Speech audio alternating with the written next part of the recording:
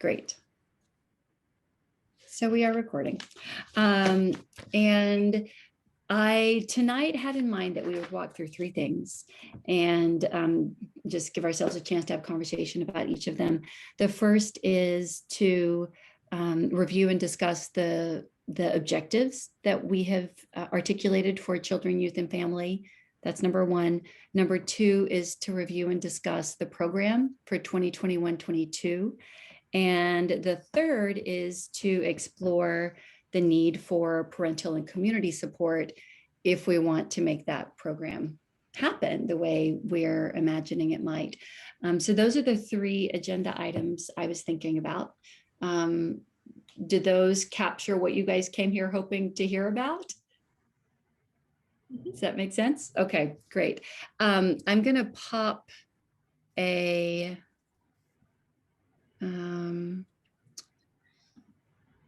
document onto my screen. Let's get that there. Just to help us have something to reference as we go. Okay. Oh, the recording won't let me move you. So this is our agenda, and I'll walk us through first the articulation of our ministry objectives for this population within the parish. I'll start by saying where we're coming from right now. Just some of the principles that are guiding our design for next year are that obviously we want to design something that is supportive of the formation experience that we're hoping children and youth will have. And at the same time, importantly, the way I'm thinking about this is contextualizing the program to our current circumstances. So we want to make sure that we're building on past strengths. There's some really, really strong experiences in the programs that have happened in the past. For example, I'm thinking off the top of my head of Night Watch is something that people have really loved through the years as an example. And so we're going to try to make sure that we continue with those things that have been sort of markers of past church school years. But we also at the same time want to make sure that we are learning from our experience this year. Because we've experienced some things during the pandemic that have actually worked out pretty well. Examples that you'll see as we go through would include family hikes. That's been a way that people who, just want to spend time with each other are nourished spiritually by being outdoors, by having a chance to have longer conversations than they might at church. That's been something that's really worked with a lot of families. So we're trying to make sure that we carry forward some of those things into the next year. Importantly, we want to make sure that we are building for where we are now, as opposed to an ideal that you or I might have experienced when we were going through church school couple of decades ago or more, and recognizing that with the size of our program, with the nature of our parent community, for example, most of our families have two parents who work pretty demanding jobs, that's just something we need to recognize and build around. And then finally, and very importantly, we're trying to make sure that we think about the family and children experience at All Saints in a holistic way. So drawing on all that All Saints has to offer and trying to build a specific church school program that enables participation across all those activities. So I'm thinking, Meg, the Acolyte program. We want our Sunday mornings to be able to accommodate participation as acolytes. We want our Sunday mornings to be able to accommodate participation in Schola, and at the same time, not cause people who aren't doing those things for whatever reason to feel like they aren't don't have as many things offered to them. So those are the things that are in the background as we were pulling together the program for next year. Do you guys have any questions about that? Any reactions or comments? Meg, you are the one face I can't see when I'm sharing screens. So at least for now, if you're raising your hand, do that with your voice. So I Okay. so I know you want to jump in, okay? Okay. Okay. So that's what's guiding us as we think about next year. And the other guiding, I guess the other plank that's guiding us is to think about what we're actually hoping will offer for children and young people. And so we've spent some time in the Family Ministry Advisory Group thinking about what would the objectives and the desired outcomes would be for each age group. And I won't speak us all the way through this. I guess the summary for it would be that we start with the youngest, and really what we're hoping for them is that they learn that God loves you, that that the community loves you, and that it is fun to be at church. It is something I enjoy to come to church. And then substantively that they start to learn the stories and the songs and the worship practices of the Episcopal tradition. And then as we grow from there, it expands. So we move into upper elementary, and all of those things from pre-K continue. And in addition, we start placing an emphasis on putting their faith into action by starting to serve the parish community. This is the point at which children might become involved as acolytes, children might become involved in Schola, children might start to participate more in some of the outreach activities, so that their world starts to expand a little bit when we move into upper elementary. And then in middle school and high school, the way we're thinking about this is that they're starting to become more autonomous. They're starting to define for themselves what kind of relationship they want to have with each other and what kind of relationship they want to have with God. And so our role starts to be one more of helping them discern how they as unique individuals want to engage. And so as we move into the middle school and high school, we start using language of discernment, and hopefully moving them to a point where by the end of high school, they're able to think about conversation and community that helps them navigate the transition from living in their homes with their parents, Patricia, into Patricia's son, Brendan, is leaving for college within the next month. Patricia, is that right? Yeah. So where they're starting to transition from life in their homes into a life beyond high school, they've sort of been developing their way of understanding who they are and how they relate to their faith community and to God, and are able to take that with them. So that's the overview of how we're thinking about the program objectives. Some of that emerges from our conversations over the course of this year, and much of it actually I pulled in from the work that had been done in the past by I'm assuming by the Family Ministry Advisory Group, along with previous family ministers. So any thoughts or reactions to that? It looks wonderful. Thank you, Meg, for speaking up. I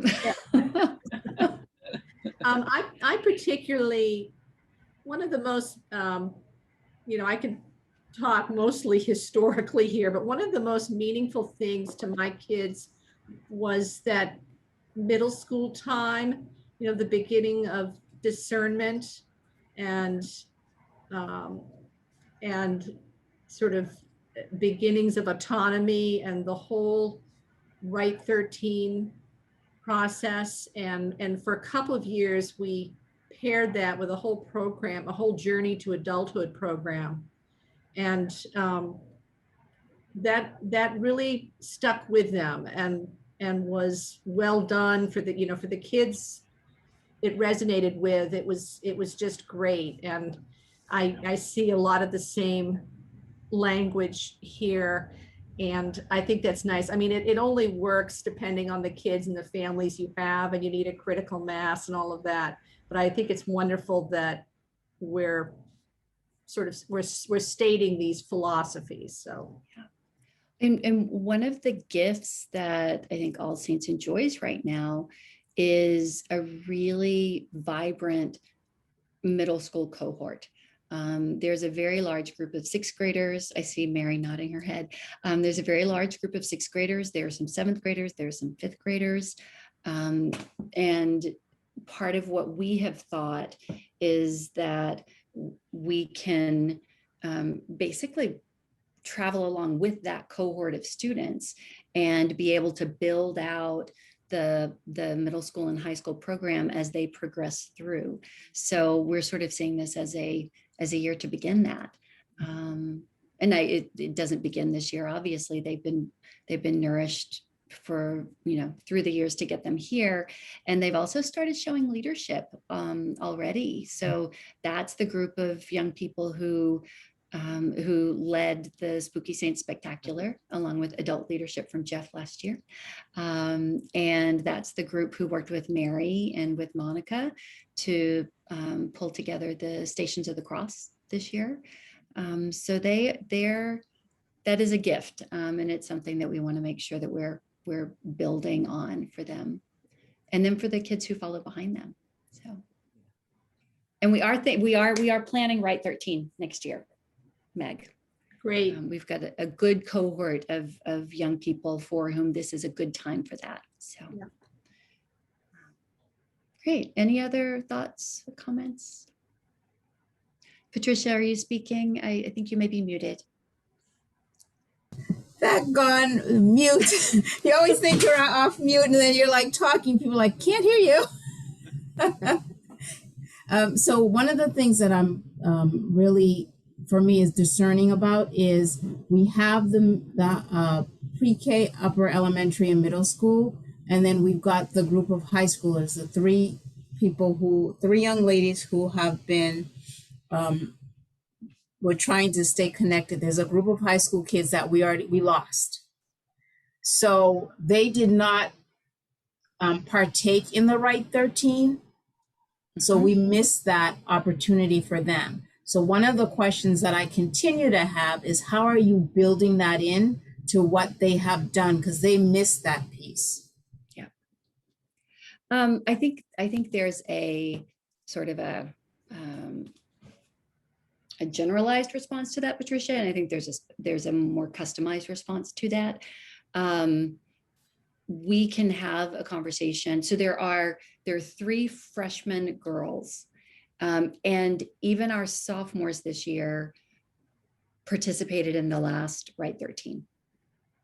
So there, and anyone from last year's 8th grade. Well, I guess that this year's 8th graders and this year's 9th graders are in a cohort who would have missed Right 13 if we only offer it for middle schoolers next year. So I think it's a small enough group that we could, in a customized way, have a conversation about what makes the most sense to sort of catch them up, since we lost a year and a half to pandemic. And that's a conversation you and I could have, and Rob and I could have, and who's our third? Nora Dalton. And then we have Jaden in 8th grade, and Avery is in 8th grade, Avery Ray. So those are conversations we could have with you individually. And if there is an appetite for some entry into that growing independence, then that's something we could orchestrate. My guess is that since we are planning to offer confirmation prep next year for the 9th and 10th graders, my guess is that we would want to supplement confirmation prep on the front end with some acknowledgement of who they are and where they are, and making sure the parish knows that they're going through this sort of more mature discernment at this point, and not have them go back and redo Right 13 since they're now 14, 15, 16 years old. But that's something that we could talk about. Great. Yes. Okay. Any other thoughts? Great. Okay.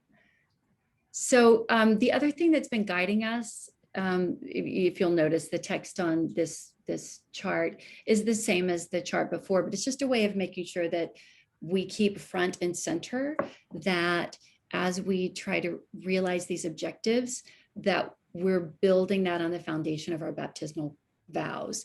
So this is a busy chart, but it helps us start to think about, of all the things that we're offering, where are kids having a chance to learn about what a Christian life entails according to our tradition and our baptismal vows, and what are the ways in which we offer opportunities for them to think further about that. So this is more as a signal to us that this is operating in the background as we think about what we're offering for the kids next year. Okay, so that's all on reviewing the family ministry objectives. Any responses, additional comments on that before we move on? This is Meg. Yeah. A question. I'm sure that you and Richard, even if Stefan has not been part of the family ministry committee meetings, that you and Richard and Stefan talk about the coordination of all of these things, because that's, in addition to the Acolytes, Schola is another one of my pet projects. And I think that in both cases, both because of our demographic, but also the interruption of the pandemic, I foresee building years ahead. And I think it's very important that we keep the integration of Schola front and center with this. Yes. Okay. Yes. And Stefan is not able to be with us this evening, but he and Richard and I, and then Stefan and I, have spent literally hours I'm sure. integrating a calendar for next year, and then thinking about what Sunday mornings will look like, so that these pieces can be accommodated in a comfortable way, that it just makes sense that some kids are doing some things and some kids are doing others, and that might shift from week to week for each of those kids. Right.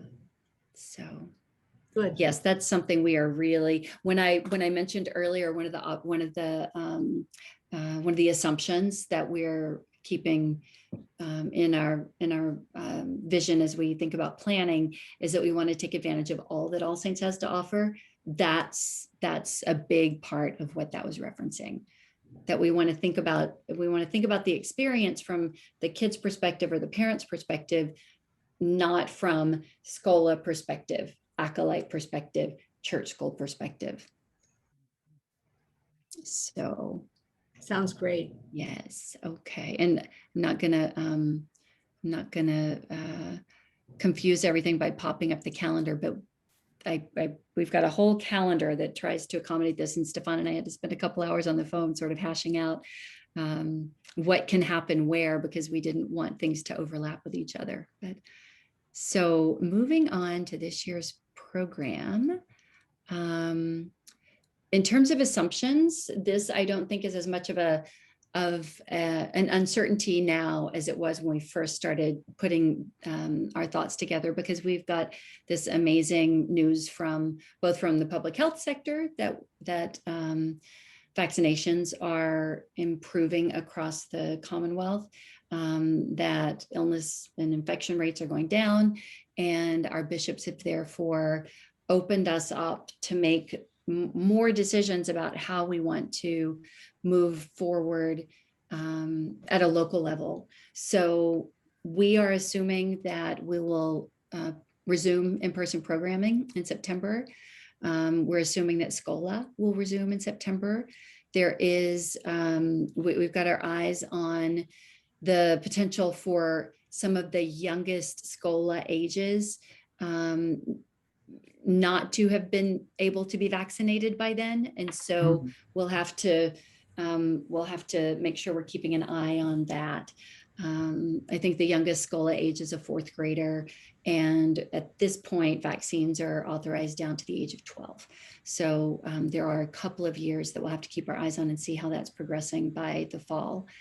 We're assuming that the Acolyte ministry will resume in September, and Meg and I have been having conversations about that and setting dates for training sessions.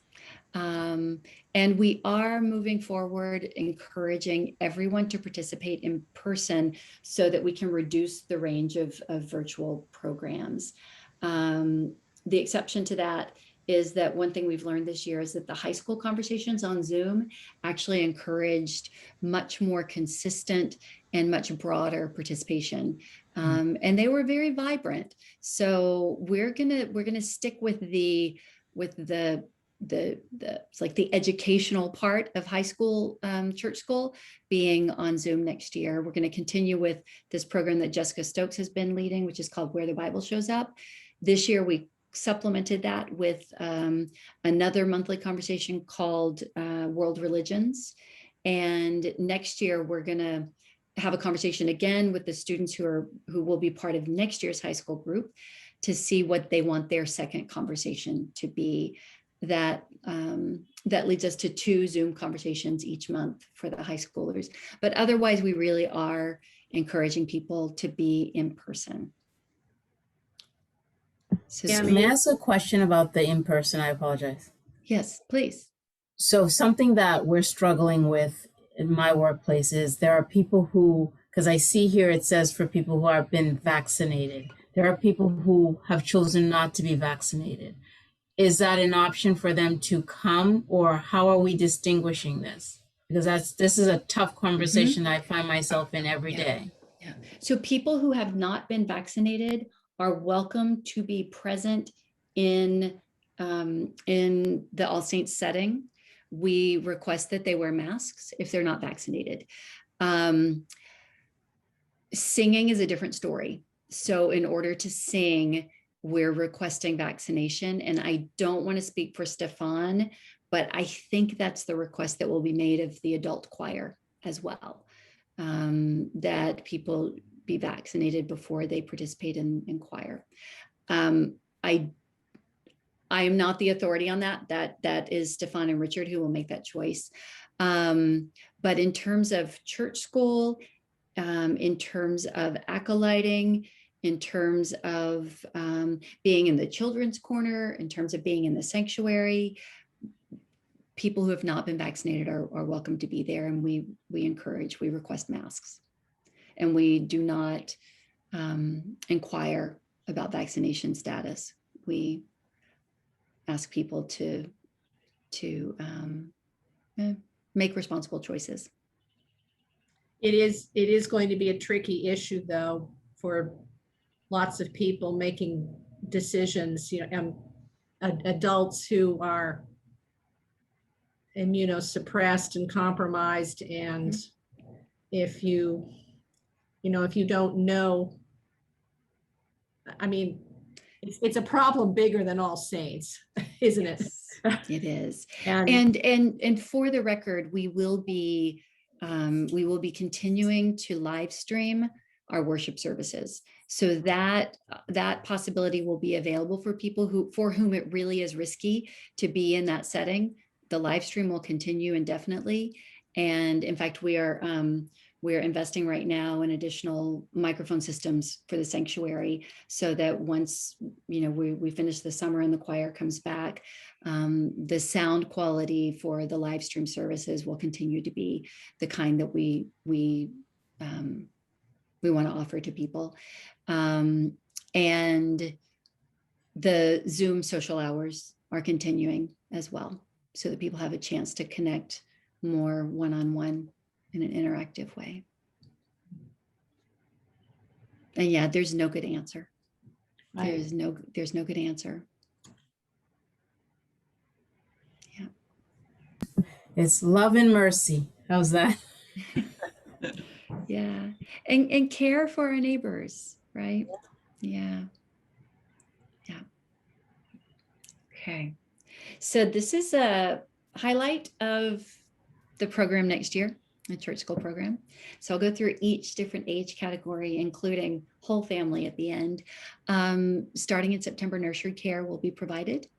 And so that will be available for families.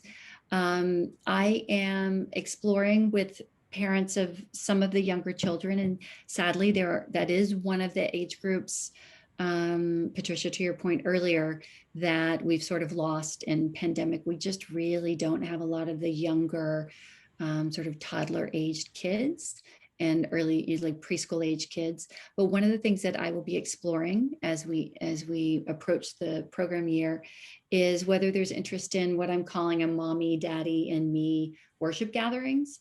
And I'm imagining, being on the floor, on the carpet, a corporal spread on maybe a tiny little table in front of me, having a very kid appropriate storytelling, song singing, simplified Eucharist celebration with the youngest and their parents. And I would be flexible about the timing of that, depending on what worked for the families who would be interested in it. So that's something that will be explored. I don't know if it will happen this year, but it's something that we're keeping in mind, and testing out with the families who are still actively part of All Saints with younger kids. Preschool, starting in preschool, and then moving into upper elementary, we are introducing a church school program that we're calling the Breakfast Club. And this is, again, based on some of the themes that came out of our experience with Zoom Sunday school this year. So Rob's daughter, Lauren, and son, Robbie, were sometimes part of our Sunday morning elementary school Zoom program. Lauren's here And whispering. She's saying, "We made up the Breakfast Club." I guess she was, did. Yes, they Wow. did. That was the language that came from that group. We teased each other so much because everybody kept showing up in their pajamas with their breakfast, and we just ate breakfast and learned whatever that day's lesson was. And by the end of our time together, we started calling ourselves the Breakfast Club. That's So they inspired this name. And honestly, the greater sense of relaxation and comfort that the kids experienced, in not having to get up at a certain time and rush to church by a certain time and make sure they'd eaten their breakfast before they left home, and then come to church, and then some were only there for a moment and then had to leave to go to Acolyte, and the movement and the fragmentation of their mornings. It just seemed like if we could try to reduce that and make church less about being hectic and more about being welcomed and comfortable, then that would be a good thing. So I'll say a little bit more about the Breakfast Club, but this Breakfast Club will be offered almost every Sunday. There's some Sundays when it won't make sense. What was one of the ones in the fall? Probably Indigenous Peoples Day. That's probably not a weekend that there would be many families there. So, there may be a couple of occasions when it's not offered, but that will be the program for preschool through upper elementary. Middle school, we will meet during the Breakfast Club timeframe. That will be their program, and Phil Haberkern has volunteered to be their primary lead teacher again next year.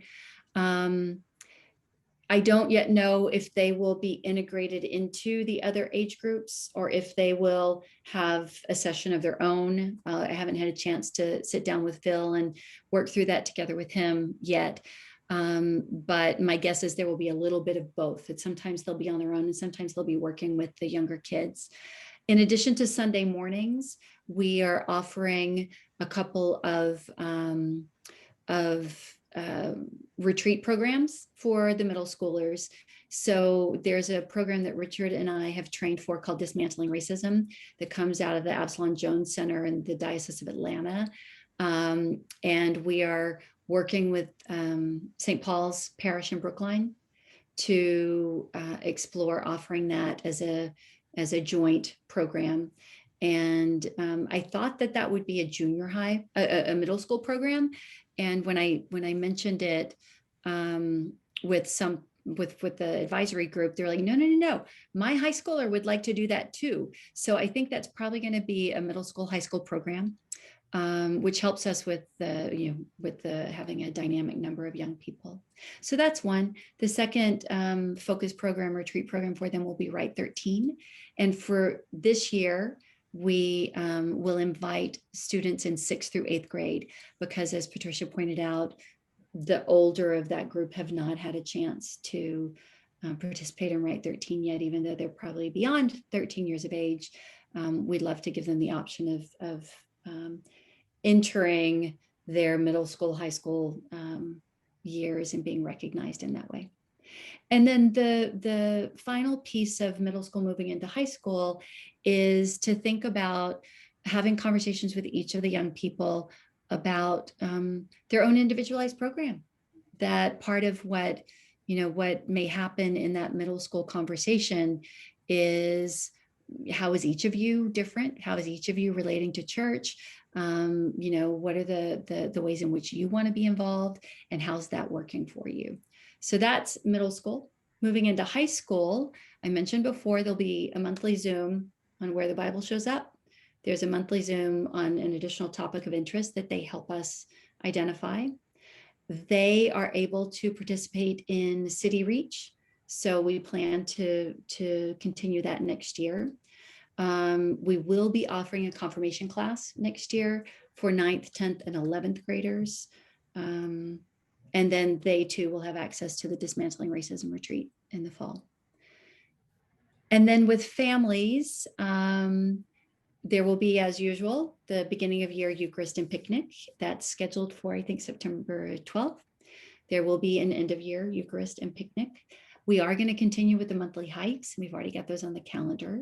And in addition, we're looking at adding a monthly family Eucharist that will happen in the more intimate setting of the Langdon Chapel. Meg, hoping to begin to take advantage of the Gifts for God House gift of new seating in that area, and being able to customize that space for this purpose. And that will happen once a month, and we'll try to tie that to liturgical events that are taking place. So, for example, where we've got scheduled for a family Eucharist scheduled for the Feast of St. Nicholas in Advent, where we'll coordinate that with the warm clothing drive for the City Reach community. So it's an example of how we're thinking of integrating that into the overall liturgical calendar. There will be seasonal family events. So we're thinking All Hallows Eve with the Spooky Saint Spectacular that we did last year. That will continue, among other things. And then we have a visit planned with Common Cathedral, where we will bring lunch and worship together with that community on the Common. That will happen on October 24th. So one thing I want to say before I open it up for comments and reactions, I feel like this is a lot. And if you saw it on a calendar, you would say, boy, that's a lot. The philosophy behind this is that we don't expect everybody to do everything. I would have a hard time doing all of these things, and it's my job. But instead, what we're trying to do is create a menu of options for people who affiliate with who experience their spirituality in different ways, who affiliate with the parish in different ways, to make sure that we're offering something for a wide range of parents and kids, and giving people different ways to engage. So no expectations that anyone would be able to build this into all of this into their family schedules. Just trying to make sure that we're meeting people where they are. Tammy, question. Yes. It's Meg. What's Yeah. the time on a Sunday morning? What's the timing of these various things? Yes, that's such a good question. Let's see. Here we go. Oh, great. So on the structure, I am thinking, again, this depends on the week, but I'm thinking 2 to 3 activity tables each week that we want to try to vary the activities to appeal to different kids and different learning styles. I'm starting to imagine, Megan, I've got this on my list for our conversation next week, which I'm really looking forward to. Meg and I are going to be looking at our plans to refresh the children's corner and the money from the Gifts for God's House that has been made possible for that. So we're meeting next week, but how that relates to Breakfast Club is I'm starting to think of maybe having a reading corner in which we would have cushions, we would have books, and that may be one of our activities each week. The kids know that they can come and hang out in a corner and read a story and have a conversation about that. There probably will be an arts and crafts option each week. I'd love to build in some more physical options for kids who are just more kinesthetic. So 2 or 3 tables each week that the kids can self-identify, can choose those for themselves. Cross-age participation, flexibility to move from one activity to another, and seasonal themes focused on preparing for upcoming events. So for example, I'm starting to think about in the fall that after we've been meeting a couple of weeks, we might turn to a theme of saints, or as Rusty so helpfully labeled them in our elementary school program this year, the church's superheroes of the church, because we'll be moving into a family hike that is the Feast of St. Francis.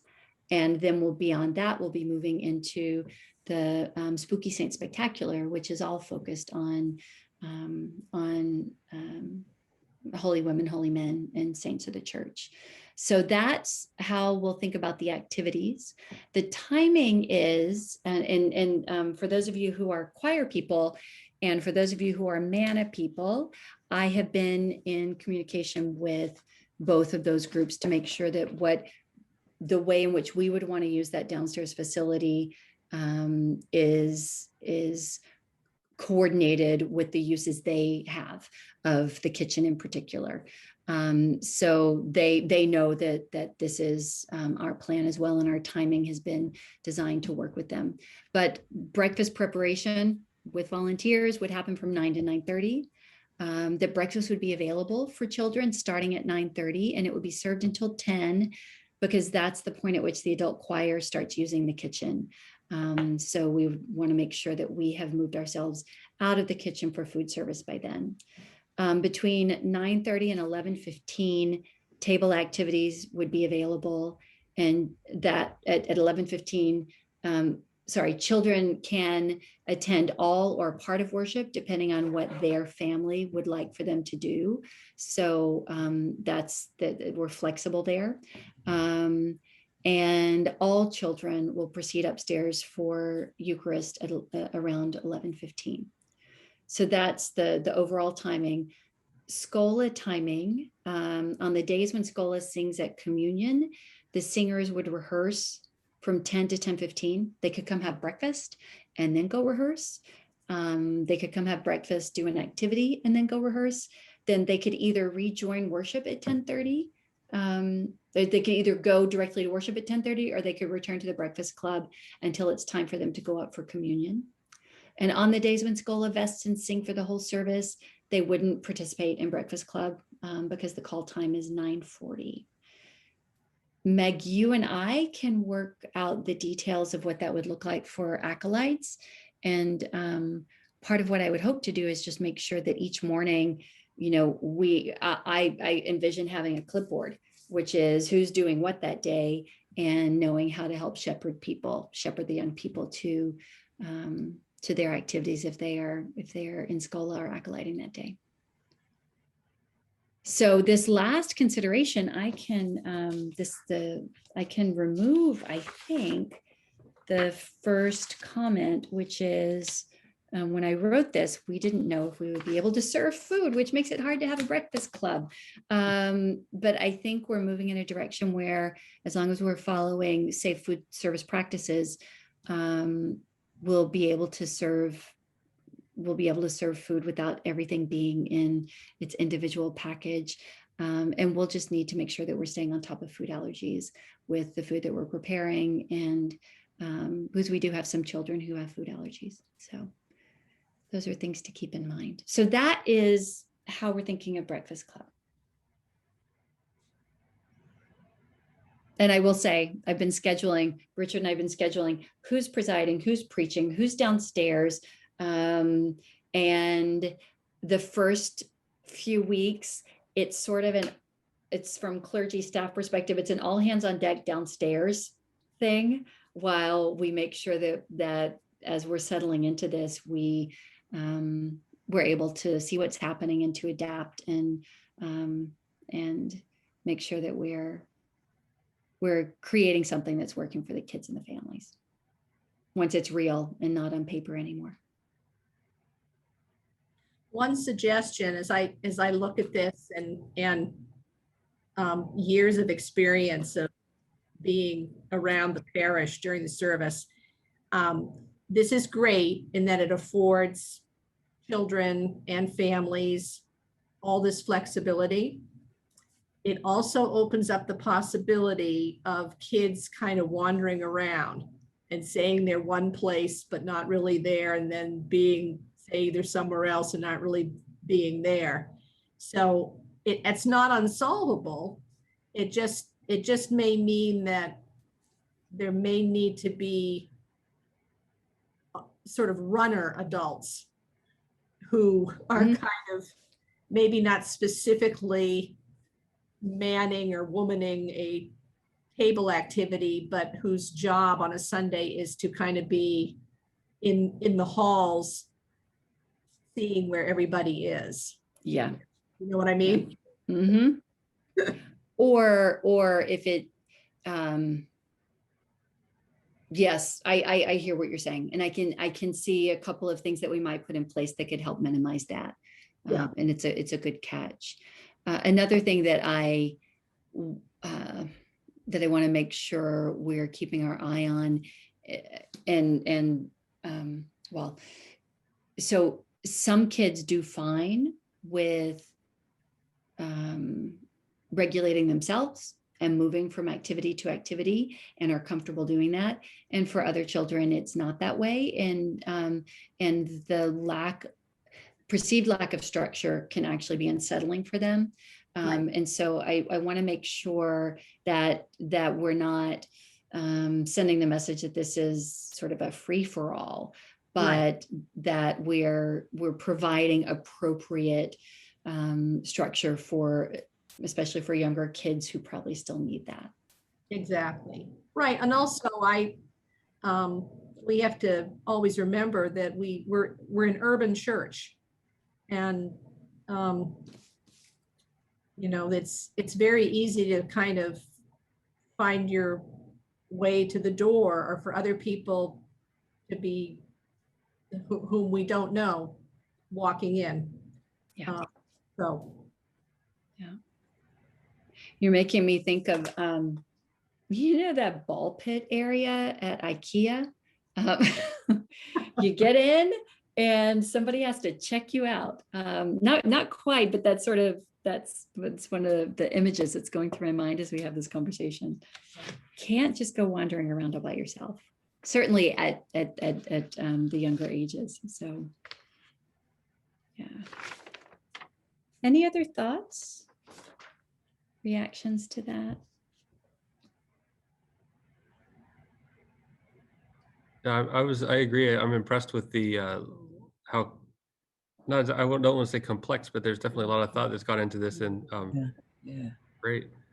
Yeah. I guess the only general thought is in thinking of ways that the older kids can also play a role in the education of the younger kids. I know in our kids' schools, that's a big part of things, or at least it was before they had to be on Zoom all school day. But just if there are ways to think about, or how that some of the older kids can take on the role of helping with some of the things that were just mentioned, keeping eyes on the younger kids and helping play a role in that process. I think that's a great idea, Rob. I've had in the back of my mind the notion of sort of teen mentors among the middle schoolers and high schoolers, if someone was interested in doing that. Um, I set it to the side momentarily because, as you said, there is a lot going on here already. I think it's part of what I'll speak with Phil about as one of the possibilities for the middle school group. That one of the things they may want to do is participate in that way. But we'll see. I'll explore that through the lens of the middle school program. But I agree with you. I think that would be a great thing for both groups, for the younger children and for the youth. Tammy, another question, again, just Yeah. Habits die hard with some people. I mean, I'm assuming that the Eucharist service will still begin at 10:30. Is that right? The worship service begins at 10:30. Yes. So there are going to be families that, for a variety of reasons, just don't want to, or just can't, or don't come until 10:15, 10:20, 10:25. Yes. So do you envision that'll be okay for kids to just join in at that point? They will have missed breakfast, but they could join into the table activities and. Yes, that is my thinking. There won't be breakfast available because that would have already been put away. And I've experienced offering breakfast before services in one of the roles that I had before All Saints. And it's also just good practice for people to, I think, to recognize food is available during these hours, because otherwise it can just, everybody runs late from time to time. And I think just knowing when so there's no judgment about people not arriving in time to eat breakfast, but just knowing when the food is available, I think is important. So food wouldn't be available, but I think it would be fine. I'm hoping to create an environment where it is relaxed enough that those kids don't even feel like they're late. They just feel like that's what they do on Sunday mornings. Yeah. They arrive at 10:25 and they join in Sunday school. That's Yeah. how it works. Yeah.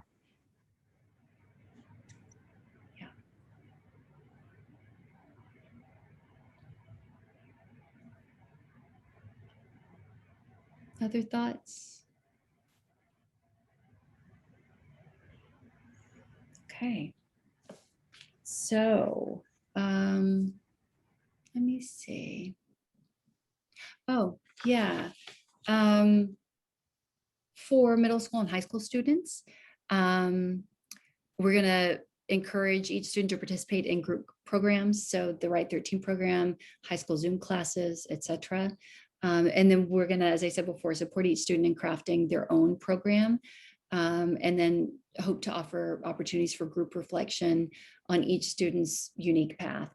And some of those possibilities are, as we mentioned, Schola, Acolyte ministry, Junior Daughters of the King, leadership within the parish, for example. Rob, to your point, perhaps a breakfast club mentor, family Eucharist worship leadership, because we're really going to design those services for children and family. They will be pitched in a different way than the 10:30 service is. Maybe part of leadership team for special events like Spooky Saint Spectacular or Night Watch.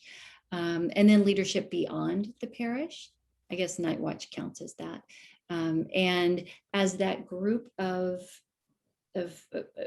early middle school cohort progresses, I would like to begin to layer in more retreat opportunities for them. So that is something that we're looking for future years, with hopes ultimately of scaffolding that group of young people to some more of a milestone kind of service experience in their later high school years. Perhaps a renewed service trip to Latin America, which I think has happened before. So we've got that in mind as a potential ultimate objective for them. So can I ask maybe this might be a Mary question, I saw that in a prior slide, Junior Daughters of the King was for middle school. For the students who were middle schoolers when they started Junior Daughters of the King that have now transitioned to high school, what is the program for them?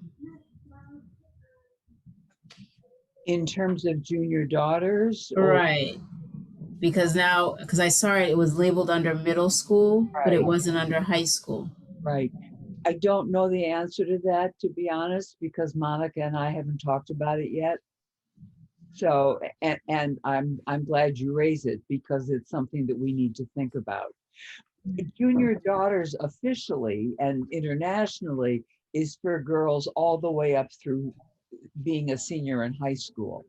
So technically that will be possible. It's just a question of thinking about who the girls are and program planning and interest and so on. Okay, thank you.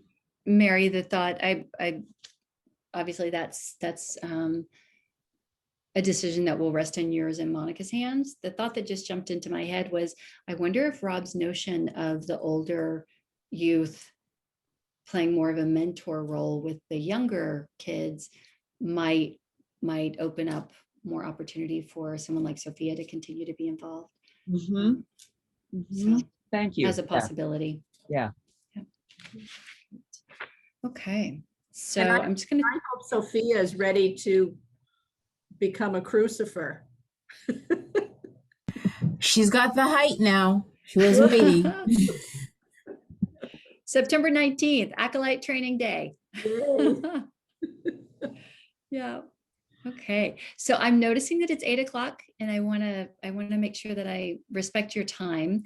I skipped over something. Let me see if I can find it here. I have a page here that talks about families. Oh no, sorry. Schola and Acolyte schedule details. Schola begins rehearsing on September 9th. Their first Sunday to sing is September 26th.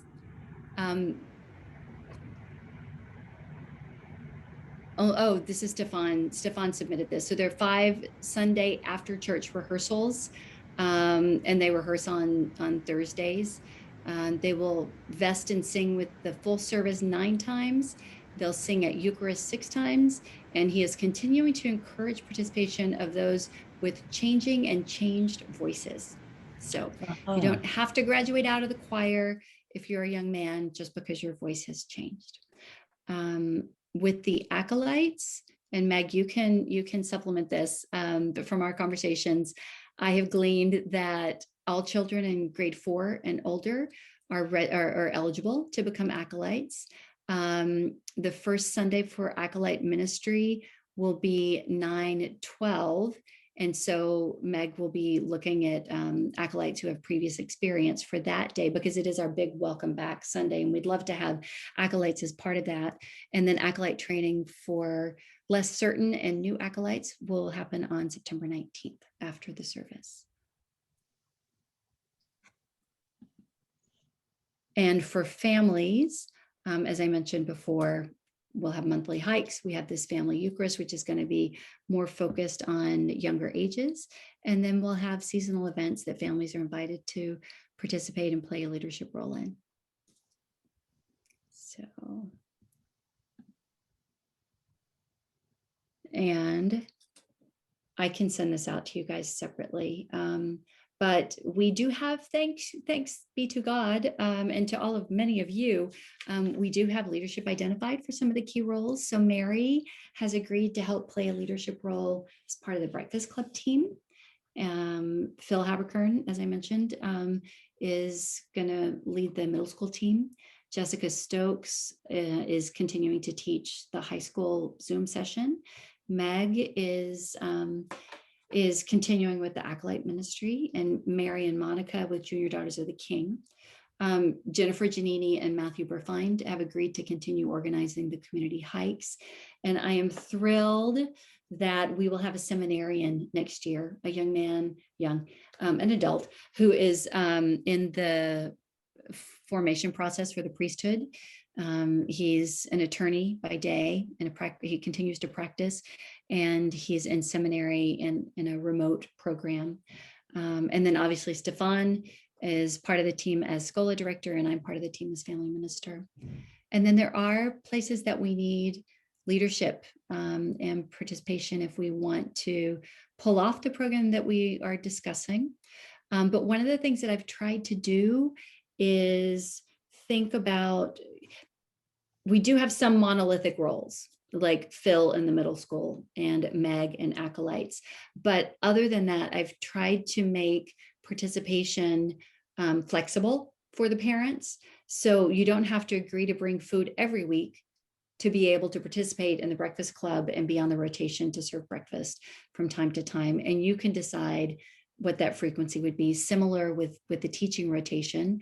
You could come in and do the reading corner, once a month, if that was something that you wanted to do. And Mary and I would work with the volunteers to help provide curriculum, to help make sure they understand what the program is, and to support them in their teaching. So I've tried to make it more bite-sized for people to be able to participate. And then there are leading some of the special events, some of which are really a light lift, like probably the St. Nicholas Clothing Drive, others of which we might want a couple of parents to volunteer, like Spooky Saints. That's a bigger one. And one new thing that Richard is recommending that I want to point out is if someone is interested in, from the family ministry community, in being a liaison to the outreach committee, that would be a really good role to create, so that there's a direct link between families and what their desires and needs are and what the outreach opportunities are. So that's a new possibility. And that's all. Let me stop sharing so we can see your faces. So that's what we're thinking. And it's almost all in the calendar. I spent yesterday doing that. So I think we're getting ready for next year. And many of you have been integral to getting us here and to moving us forward. So thank you for that. I just want to underscore or second what Rob said. I have been blown away by the depth of thinking that has gone into this planning.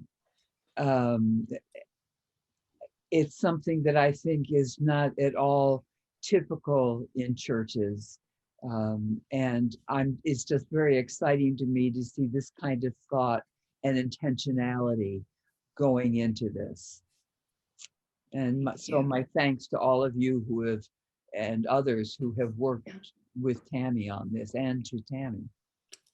We have been with Jeff and Patricia and the other members of the Family Ministry Advisory Group. We've been working on this since January, really, thinking it through. And I think it's important right now for two reasons. One is that we're coming out of a time of being away.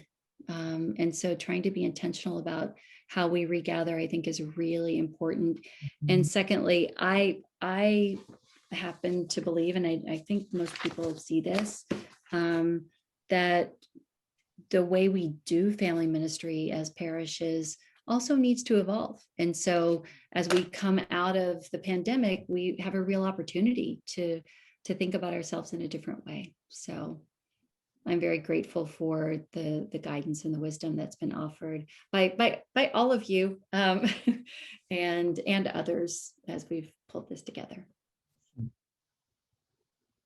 I especially just generally like the breakfast idea, because I think, because I mean, you always get them in with food, right? Yes, yes, that's right. And I think and I fervently hope that'll be a way to keep our present people coming back and drawn in, and also could be a great recruitment growth too. And and I think there'll be, I think that there could conceivably be lots of little ancillary ways that people can contribute and volunteer to that around the edges. Even if they can't be there, and just in terms of products and services and donations and all of that. So Wow. I see some movement in the back of Rob's room, which is our signal to say, I think things are happening in homes around us. Does anybody have any parting comments or concerns that we want to make sure we capture? Great. thank you. Thank you. Yes. Thanks thank all you. for being here. And I'm looking forward to it. I'm very excited. I'm excited to go on vacation for a very long time this summer. And then I'm excited to come back. Sounds like you have your priorities just right. We'll be ready for September. Yeah. Good. Well, thanks to you all. Thank Look forward you. to seeing you around the Thank you. church. Okay, Nice bye-bye. to see all of you. You too. Thank you.